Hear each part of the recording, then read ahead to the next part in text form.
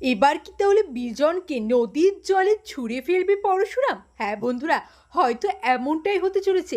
বিজনকে hospital থেকে বের করে আনলো পরশুরাম। বের করে সে কোথায় নিয়ে যাচ্ছে গেস করতে পারছেন? হ্যাঁ, পরশুরাম সেই হিন্টটা ফোনে দিল।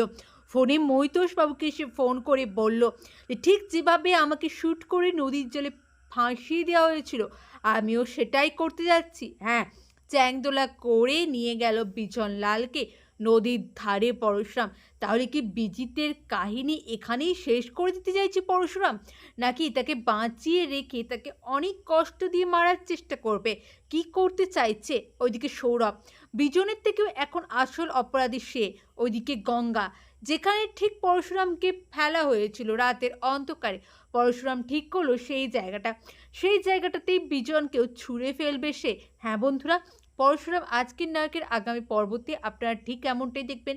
চ্যানেল নতুন হলে দয়া করে চ্যানেলটা সাবস্ক্রাইব করে দিন। ওইদিকে গঙ্গার পাড়ে পরশুরাম যখন বিজনকে নিয়ে দাঁড়িয়েছিল, তখন পরশুরাম ভাবলো, না, এত সহজে বিজনকে এইভাবে মারলে আমার চলবে না, ওকে দিয়ে আমার অনেক কাজ করাতে হবে। ওইদিকে লাট্টু আর পিকো, তারা পেছন দিক থেকে দেখতে পায় তাদের মায়ের সাথে কেউ একটা কথা বলছে। হঠাৎ করেই তারা ডাকতেই উঠে চলে যায়। ওইদিকে তারপরে পরশুরাম ফিরে তাকায় তাদের দিকে।